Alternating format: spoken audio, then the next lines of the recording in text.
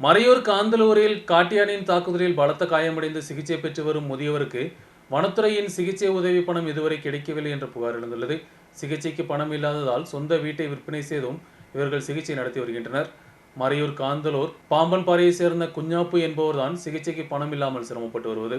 காட்டியானை தாக்குதலில் காயமடைந்து சிகிச்சையில் உள்ள வயதான நபர் தொடர் சிகிச்சைக்காக பணம் இல்லாமல் சிரமப்பட்டு வரும் நேரத்திலும் வனத்துறையில் பலமுறை விண்ணப்பங்கள் கொடுத்தும் நடவடிக்கை எடுக்கப்படாமல் உள்ளது. காந்தலூர் பாம்பன்பாறையில் குஞ்ஞாப்பு என்ற நபர்தான் காட்டியானை தாக்குதலில் பலத்த காயமடைந்து சிகிச்சையில் உள்ளது. 2024 செப்டம்பர் 23ஆம் தேதிதான் குஞ்ஞாப்பும் அவரது மனைவியும் புலி சேகரிப்பதற்கிடையே காட்டியானை தாக்கியது. பலத்த காயமடைந்தவுடன் ராஜகிரியில் சிகிச்சைக்காக கொண்டு சென்ற நேரத்தில் வனத்துறை 1 லட்சம் ரூபாய் கொடுத்தது. தொடர்ந்து 50,000 ரூபாயும் கிடைத்தது. ஆனால் தொடர்ந்துள்ள சிகிச்சை செலவு பல லட்சம் ரூபாய் கடந்த போதும் இதுவரையும் எந்தவித உதவியும் கிடைக்கவில்லை. வீடு வரை விற்பனை ചെയ്ത് കോവിൽക്കടവിൽ മകൾ ദീപാവിൻ വീട്ടിൽதான் കുഞ്ഞാപ്പും അവരുടെ മனைവിയും തങ്ങിയുള്ളனர். എൻ്റെ ചാച്ചനെയാണ് 2024 സെപ്റ്റംബർ 23 ആന ചവിട്ടിയത്.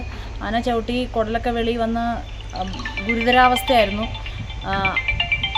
ഗുരുതരാവസ്ഥയായിട്ട് ഇവിടുന്ന് ഫോറസ്റ്റ് ഡിപ്പാർട്ട്മെൻറ്റ് കോട്ടയം മെഡിക്കൽ കോളേജിൽ കൊണ്ടുപോകാനാണ് പറഞ്ഞത്. ഞങ്ങൾ രാജഗിരി കൊണ്ടുപോയി, നാട്ടുകാരൊക്കെ സ്ട്രൈക്ക് ചെയ്തു.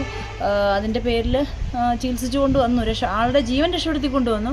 പക്ഷേ ഇപ്പോഴും ഭാരിച്ച ചികിത്സാ ചെലവും കാര്യങ്ങളൊക്കെയാണ്. കഴിഞ്ഞ ആഴ്ച പാലക്കാട് അഹല്യ ഹോസ്പിറ്റലിലായിരുന്നു. ഇപ്പം ആന ആക്രമിച്ചതിൻ്റെ അതിനെ തുടർന്ന് തലയിൽ ട്യൂമറായി, പിന്നെ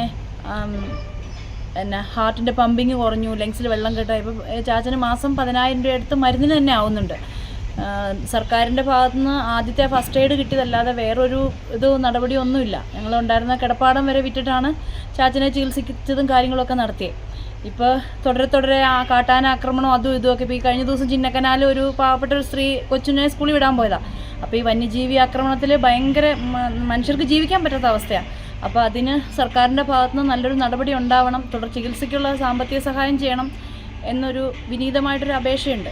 ராஜகிரி மருத்துவமனையில் தொடர் சிகிச்சைக்காக அதிகமான பணம் தேவைப்பட்டு வந்ததால் இப்போது பாலக்காட்டில் அகல்யா மருத்துவமனையில் தான் சிகிச்சை பெற்று வருகின்றனர். ஒரு மாதம் 10,000 ரூபாயின் மருந்து தேவைப்படுகிறது. மட்டுமல்லாது மருத்துவமனையில் சிகிச்சைக்கு வரும்போது 1 லட்சம் ரூபாய் செலவாகிறது. இதனால் பல பேரின் உதவியுடன் தான் இவர்கள் வாழ்ந்து வருகின்றனர். மறையூர் DF அலுவலகத்தில் சிகிச்சை செலவுக்காக பலமுறை விண்ணப்பம் கொடுத்த போதும் எந்தவித நடவடிக்கையும் எடுக்கவில்லை என்றும் மனைவி தெரிவித்துள்ளார். സകാരി ആദ്യം കിടന്നു അവർ കഫക്കെട്ട പറഞ്ഞ ട്രീറ്റ്മെൻറ്റ് എടുത്തിട്ട് അവിടെ നിന്ന് കൂടുതലായി കഴിഞ്ഞപ്പോൾ അവർ പറഞ്ഞ് വേറെ വീണ്ടും കൊണ്ടുപോകും, ആർട്ടിൻ്റെയൊക്കെ നോക്കണമുണ്ട്. നേരെ പാലക്കാടാണ് ചികിത്സ. പാലക്കാട് കൊണ്ടുപോയി പാലക്കാട് ചെന്ന് അവിടെ നോക്കി കഴിയുമ്പോൾ അഡ്മിറ്റാക്കാൻ പറഞ്ഞു. അഡ്മിറ്റാക്കി 2 ദിവസം ഞാൻ തന്നെയായിരുന്നു എല്ലാവർക്കും. കൊച്ചു വന്ന് എല്ലാം ആക്കിയിട്ട് കൊച്ചിക്ക് പോകുന്നു.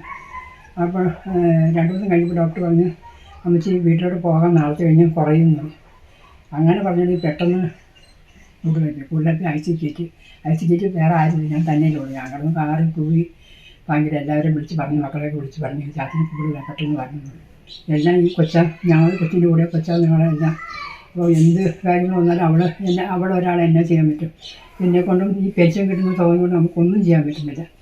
അപ്പോൾ അതുകൊണ്ട് എന്തെങ്കിലും ഒരു നമുക്ക് സഹായം കിട്ടണം. இதுவரையும் எழுந்து நடக்க முடியாத நிலையில்தான் இவர் உள்ளது. சம்பந்தப்பட்ட அதிகாரிகள் நடவடிக்கை எடுத்து உடனடியாக இவர்களுக்கு தேவையான உதவியை வழங்க வேண்டும் என்றும் இந்த குடும்பம் கேட்டுக்கொண்டுள்ளது. News bureau, Maraiyur.